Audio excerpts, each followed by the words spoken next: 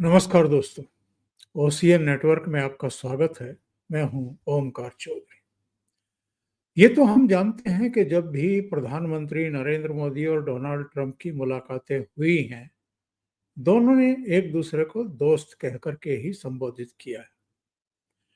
Trump के प्रशासन में भी ये मैसेज है कि ट्रंप मोदी को अपना दोस्त मानते हैं और खुद मोदी भी इस बात को कहते रहे हैं। यही वजह है कि इस समय डोनाल्ड ट्रंप के करीबी माने जाने वाले एलन मस्क हों या उनके शासन प्रशासन में कुछ भारतीय मूल के, भारतवंशी कह लीजिए या भारतीय मूल के अमेरिकी कह लीजिए, वो प्रमुख पदों पर तैनात हैं और वो भी प्रधानमंत्री नरेंद्र मोदी को अच्छी खासी तवज्जो देते हैं। तुलसी गैबार्ड हों या अकेश पटेल हों, कितने लोग हैं वहाँ पर। यहाँ तक कि अभी कुछ ही दिन पहले उपराष्ट्रपति जेडी वेंस आए थे अपनी भारतीय मूल की पत्नी के साथ नई दिल्ली के दौरे पर। इसके अलावा वो आगरा भी गए, कुछ दूसरी जगहों पर भी, जयपुर में भी उन्होंने कुछ समय बिताया। और उसी दौरान ये पहलगाम की नरसंहार की घटना हुई थी, जिसमें 26 हिंदुओं को उनकी पत्नियों और बच्चों के सामने आतंकवादियों ने मार डाला था। प्रधानमंत्री नरेंद्र मोदी अपना सऊदी अरब का दौरा बीच में रद्द करके वापस लौटे थे और जेडी वेंस ने भी अपना दौरा कट शॉर्ट करके अमेरिका लौटने का फैसला कर लिया था। लेकिन इस बीच जितनी कार्रवाइयां हुई हैं, जो जो कड़े स्टेप भारत ने उठाए हैं, ये तो ठीक है कि जिस दिन वो घटना हुई थी उस दिन राष्ट्रपति पुतिन का भी फोन आया था प्रधानमंत्री नरेंद्र मोदी के पास और डोनाल्ड ट्रंप का भी आया था। दुनिया के कई राष्ट्र प्रमुखों ने उनसे संपर्क करके इस घटना पर गहरा दुख जाहिर किया था, संवेदना जाहिर की थी। लेकिन उसके बाद जो कार्रवाइयां हुई हैं, उस पर कुछ खास प्रतिक्रिया अमेरिका के राष्ट्रपति डोनाल्ड ट्रंप की तरफ से नहीं आई। और जब प्रतिक्रिया आई तो उस समय आई जब 3 दिन की, 4 दिन की कड़ी कार्रवाई के बाद पाकिस्तानी सेना और पाकिस्तान की जो भी कठपुतली सरकार कह लीजिए, लुंजपुंज सरकार कह लीजिए, अपने घुटनों पर आ गई थी। तब तक 6 और 7 मई की रात को, बल्कि कहें कि 7 मई की सुबह, एक बहुत बड़ी कार्रवाई भारतीय सेना ने कर दी थी। आतंकवादियों के 9 ठिकाने नेस्तनाबूद कर दिए थे और इनमें पंजाब के का जो हार्ट माना जाता है, बहावलपुर, मुरीद के सियालकोट जैसी जगहों पर भी स्ट्राइक की गई थी, एयर स्ट्राइक की गई थी। और उसके बाद पाकिस्तान की तरफ से जवाब आया। 2 दिन में ही, 3 दिन में ही पाकिस्तान अपने घुटनों पर आ गया, क्योंकि भारत ने न केवल उसके 10-11 एयरबेस को तबाह कर दिया, बल्कि उसका जो डिफेंस एयर सिस्टम था लाहौर का और दूसरी जगहों का, वो भी खत्म कर दिया, तबाह कर दिया। और इतना ही नहीं, उसके दो से अधिक विमान मार गिराए, उसकी सारी मिसाइलें, उसके सारे ड्रोन, पूरी ब्रिगेड, जो भी 500-600 उसने ड्रोन के हमले किए थे, उन सबको गिरा दिया। क्योंकि हमारा एयर डिफेंस सिस्टम बेहद कारगर रहा।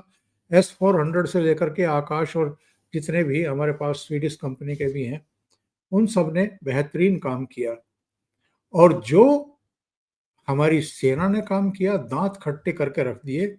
और सबसे बड़ी चोट पाकिस्तान को लगी कि उसके सरगोधा के भी एयरबेस पर स्ट्राइक की गई, उसको तबाह किया गया, स्कार्दू वाले पर भी किया गया और कई दूसरी जगह जो जहां इनके परमाणु अस्त्र हैं, वहां भी सीधे प्रहार किए, जिनमें सरगोधा भी एक है।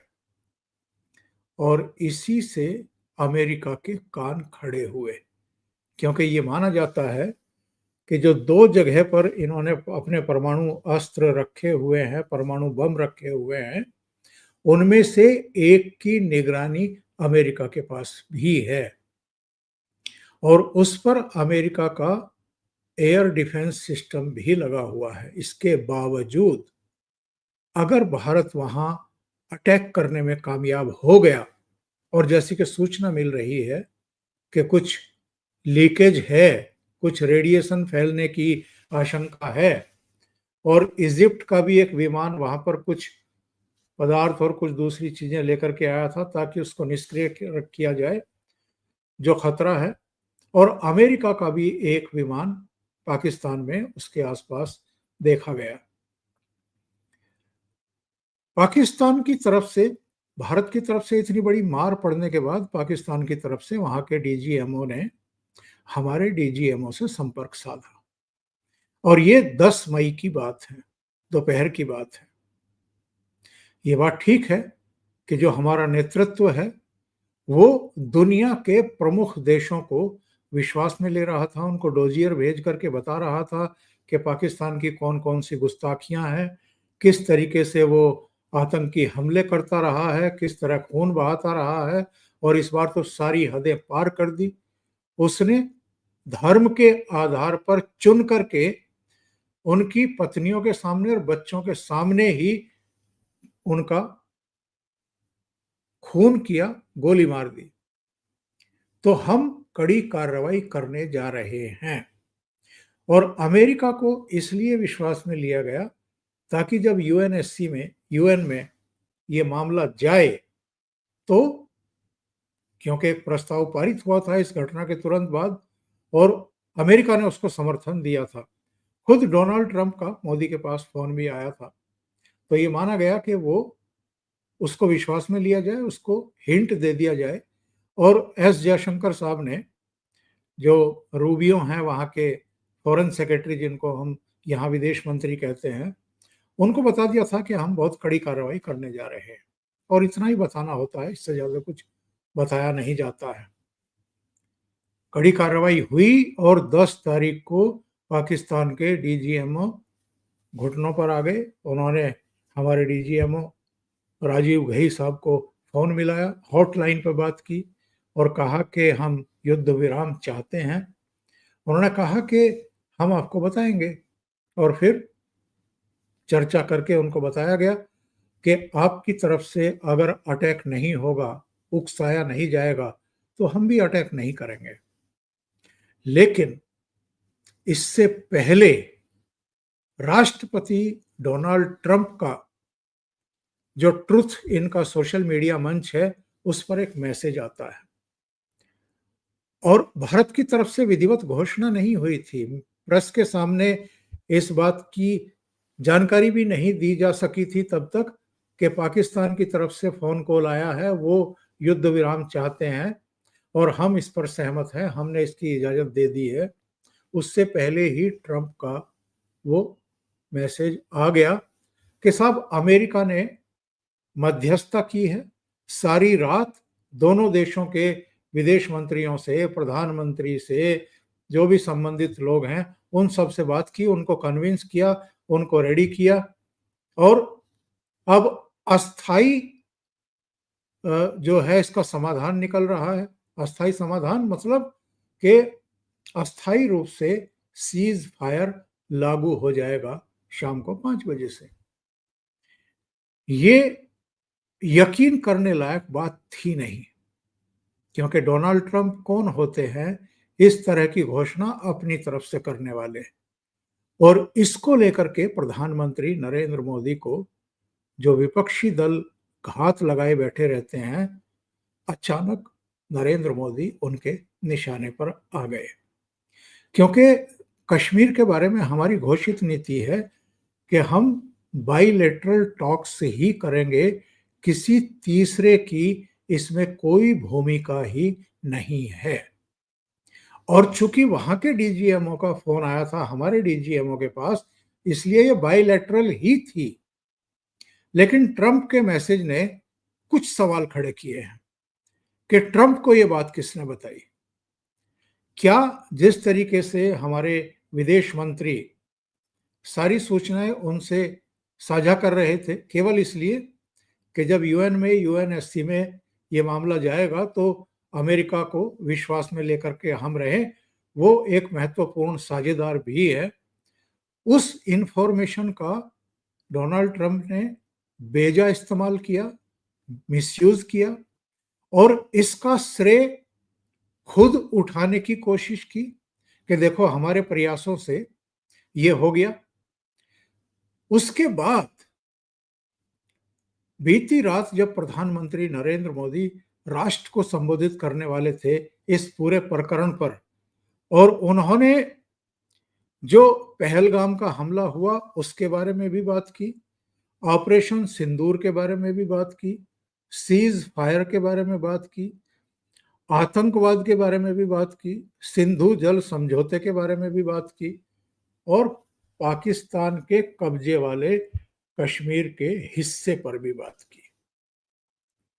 लेकिन उससे ठीक पहले डोनाल्ड ट्रंप का फिर एक बयान आता है, यानी प्रधानमंत्री नरेंद्र मोदी संबोधित करने वाले हैं और उनके संबोधन से ठीक पहले डोनाल्ड ट्रंप का एक और बयान आ जाता है और वो कहते हैं कि साहब परमाणु युद्ध होने वाला था, परमाणु युद्ध की आशंका थी और चूंकि दोनों देशों के पास बहुत सारे परमाणु हथियार हैं, अस्त्र हैं, तो 9-10 लाख लोगों के मरने की आशंका पैदा हो रही थी। इसलिए हमने बीच में पड़ करके परमाणु युद्ध को टाल दिया है। एक बार फिर डोनाल्ड ट्रंप ने प्रधानमंत्री नरेंद्र मोदी के सामने सियासी मुश्किलें खड़ी करने में कोई कसर बाकी नहीं छोड़ी। उनके इस शेखी का, इस दावे का और श्रेय लेने की होड़ का भारत की अंदरूनी राजनीति पर कितना बुरा असर पड़ेगा, क्या डोनाल्ड ट्रंप को इस बात की जानकारी नहीं है या वो इतने नादान हैं, इतने नासमझ हैं? इसीलिए कहा गया है कि अगर कोई नादान दोस्त हो तो फिर किसी को दुश्मन की जरूरत नहीं है। हमारी सेना की जबरदस्त कार्रवाइयों से, अटैक से पाकिस्तान बर्बाद होते होते बचा है और जितनी तबाही हुई है उसकी, इससे उबरने में भी 10 साल उसको लग जाएंगे और कम से कम 20 साल पीछे वो चला जाएगा। वो पहले ही मरी गिरी हालत में है, उसकी अर्थव्यवस्था चौपट है, वहां भुखमरी की स्थिति है, दाने दाने को लोग मोहताज हैं, रोजगार नहीं है, महंगाई चरम पर है। ऊपर से उसने ये हैकड़ी दिखाई 7 मई की भारतीय सेनाओं की पिन पॉइंट आतंकवादियों के ठिकानों को नेस्तनाबूद करने के बाद, और एक खामे खा बैठे बिठाए एक युद्ध मोल लेने की उन्होंने कोशिश की। ये जो जिहादी सेनाएं होती हैं ये आत्मघाती भी होती हैं, इससे ये साबित हुआ। आसिम मुनीर के गोल थे कि नवंबर में चूंकि रिटायर हो रहे हैं तो वो सोच रहे थे कि तनाव इतना बढ़ाओ, वो जो 16 तारीख वाला इनका बयान था, 16 अप्रैल वाला, जिसमें उन्होंने मुसलमानों को सुपर बताने की कोशिश की और हिंदुओं को काफिर और तमाम दूसरी चीजें, उसी का नतीजा था कि 22 अप्रैल को वो पहलगाम में घटना हो गई, हिंदुओं को चुन चुन करके मारा गया। तो वो अपना 2 साल का कार्यकाल बढ़वाना चाहते थे कि किसी तरीके से टेंशन क्रिएट हो जाए दोनों देशों के बीच में, छोटा मोटा अगर झड़प भी हो जाए तो चलेगी, लेकिन उनको इस बात का एहसास नहीं था कि उनकी अपना 2 साल का कार्यकाल बढ़वाने की जो सनक थी वो पाकिस्तान पर इतनी भारी पड़ेगी और उनकी सेना की तैयारियों की भी, स्ट्रेंथ की भी सारी पोल पट्टी खुल जाएगी। अब ये डोनाल्ड ट्रंप श्रेय क्यों ले रहे हैं? डोनाल्ड ट्रंप, उनका प्रशासन, यूरोपीय देश, कुछ दूसरे लोग सब इसलिए सक्रिय हुए क्योंकि जब 9 तारीख को हमने कई एयरबेस तबाह कर दिए और जिनमें वो एयरबेस भी शामिल हैं सेना के, जहां से परमाणु अस्त्रों का ये लोग उपयोग दुरुपयोग कर सकते हैं, तो पश्चिमी देशों की भी, अमेरिका की भी नींद हराम हो गई। और नींद ही हराम नहीं हुई, इनकी नाक कटते कटते बची। अगर भारत अपनी प्रेस कॉन्फ्रेंस में ये बता देता कि हमारी सेना ने, हमारे एयर डिफेंस सिस्टम ने अमेरिका में बने F-16 को भी मार गिराया है, चीन में बने JF-17 जिसको वो 5th जनरेशन का अपना विमान बताता है, अत्याधुनिक विमान बताता है, उसको भी मार गिराया, तो आप जरा सोचिए इन दोनों देशों को ये विमान आगे दूसरे देशों को बेचने में कितनी परेशानी आती है। तो भारत ने तो बड़प्पन दिखाया कि ये बात भी डिस्क्लोज नहीं की कि हमने कौन कौन से विमान और कितने विमान मार गिराए हैं। और डोनाल्ड ट्रंप जो है वो निचले स्तर पर उतर आए, बिना ये सोचे समझे कि डोमेस्टिक पॉलिटिक्स में नरेंद्र मोदी को क्या मुश्किलें हो सकती हैं, उन्होंने बयान दागने शुरू कर दिए और श्रेय लेना शुरू कर दिया। और जो प्रधानमंत्री के राष्ट्र के नाम संबोधन से पहले उनका बयान आया था, वो और भी खतरनाक है। उन्होंने कहा कि साहब, मैंने दोनों देशों को ये कहा, ये धमकी दी एक तरीके से कि अगर आप लोग युद्ध विराम के लिए तैयार नहीं होंगे तो अमेरिका आपके साथ ट्रेड नहीं करेगा, व्यापार समझौता सिरे नहीं चढ़ाएगा। और इस प्रेशर में दोनों देश आ गए। यानी इसका कितना गलत मैसेज गया है। मैसेज ये गया कि प्रधानमंत्री के लिए व्यापार करना महत्वपूर्ण है, जिन लोगों की हत्या हुई है, जिन हिंदुओं की हत्या हुई है, वो इतना महत्वपूर्ण नहीं है। और आधा अधूरा इंतकाम लेकर के डोनाल्ड ट्रंप के प्रेशर में उन्होंने युद्ध बंद कर दिया। इसलिए आपने ध्यान से जिन्होंने सुना होगा प्रधानमंत्री का भाषण, एक बार भी उन्होंने अमेरिका का, डोनाल्ड ट्रंप का या किसी भी तीसरे देश का कोई चर्चा ही नहीं किया। और जब इन्होंने पहली बार ट्रुथ पर, सोशल मीडिया मंच पर वो दावा किया था कि रात भर हम लोग लगे रहे दोनों देशों के बीच समझौता कराने में, उस पर भी प्रधानमंत्री का कोई बयान नहीं आया है। आमतौर पर डोनाल्ड ट्रंप के जो ट्वीट होते हैं, जो उनके मैसेज होते हैं, उनको प्रधानमंत्री रीट्वीट कर देते हैं, लेकिन उन्होंने कोई मैसेज उनका रीट्वीट नहीं किया, कोई प्रतिक्रिया व्यक्त नहीं की और अपने भाषण में स्पष्ट कर दिया, जो डोनाल्ड ट्रंप ने दावा किया था कि ये जो युद्ध विराम हुआ है ये अस्थायी होगा, यानी आगे कोई आपस में फायरिंग नहीं, टकराव नहीं, हमले नहीं, कुछ नहीं। लेकिन प्रधानमंत्री ने क्या कहा? उन्होंने संभवतः डोनाल्ड ट्रंप को ही ये मैसेज देने के लिए, और वो जो नादानी उन्होंने की है इस तरह की दावेदारी करके, उनको सीधे सीधे मैसेज भेजे हैं कि हमारे ऑब्जर्वेशन पर है इस समय पाकिस्तान, उसका जो आचरण रहेगा, उसका जो व्यवहार रहेगा, उसको हम देखेंगे, परखेंगे, और उसने अगर कोई गुस्ताखी कर दी तो फिर उसकी खैर नहीं है, हम उसे उधेड़ देंगे, सीधा सीधा। और कल ही जब तमाम तरह के लोगों ने आशंकाएं व्यक्त करनी शुरू कर दी और ट्रंप के दखल की बात करनी शुरू कर दी, तो कल ही उन्होंने एक मैसेज भिजवा दिया था एजेंसी के जरिए कि पाकिस्तान की तरफ से अगर गोली चलेगी तो हमारी तरफ से गोला चलेगा।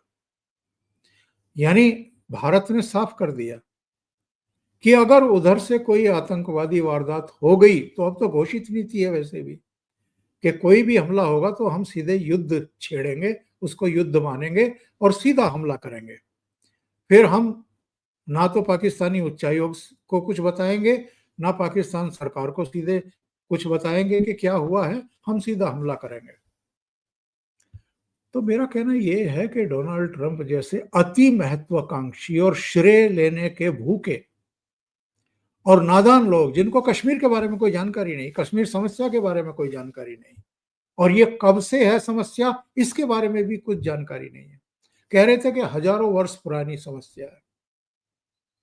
अब इनकी बुद्धि पर तरस भी आता है, इनको कोई जानकारी नहीं होती है। और बयान दाग दिया। अरे भाई, विभाजन ही 1947 में हुआ है, पाकिस्तान अलग ही 1947 में हुआ है, और ये तब से ही समस्या है कश्मीर की। हजारों साल पुरानी कैसे हो गई है? तो इन लोगों को कोई जानकारी है नहीं, और ये सिर्फ और सिर्फ श्रेय लेने के भूखे हैं, जबकि गाजा और इजराइल के बीच में जो कुछ कॉन्फ्लिक्ट चल रहा है उसमें मुंह की खा चुके हैं। रूस और यूक्रेन का युद्ध रुकवाने की घोषणा की थी राष्ट्रपति बनने से पहले, वहां कोई नहीं सुन रहा। और यहां जब इन्होंने दावा किया था कि हमने सीज फायर करा दिया भारत और पाकिस्तान के बीच में, तो 3 घंटे के भीतर पाकिस्तान ने वो सीज फायर भी तोड़ करके एक तरीके से इनको बेइज्जत कर दिया। लेकिन जो भी नादानी समझ लीजिए, कुछ भी समझ लीजिए, डोनाल्ड ट्रंप ने प्रधानमंत्री की सियासी मुश्किलें बढ़ाई हैं। कांग्रेस समेत कई पार्टी के नेताओं ने सवाल खड़े करने शुरू कर दिए हैं कि डोनाल्ड ट्रंप ने जो दावे किए हैं कि हमने मध्यस्थता कराई है, इस पर प्रधानमंत्री बयान दें, स्पष्टीकरण दें। अभी के लिए इतना ही। बहुत बहुत धन्यवाद। अगर आपको ये चैनल और इसके कंटेंट पसंद आ रहे हैं तो लाइक करें, कमेंट करें, वीडियो को शेयर भी करें। अभी तक अगर आपने ये चैनल सब्सक्राइब नहीं किया है तो सब्सक्राइब कर लें, और साथ में लगे बेल आइकॉन को दबा दें, ताकि आगे आने वाले वीडियो और उनके नोटिफिकेशन आप तक पहुंचते रहें। बहुत बहुत धन्यवाद। नमस्कार।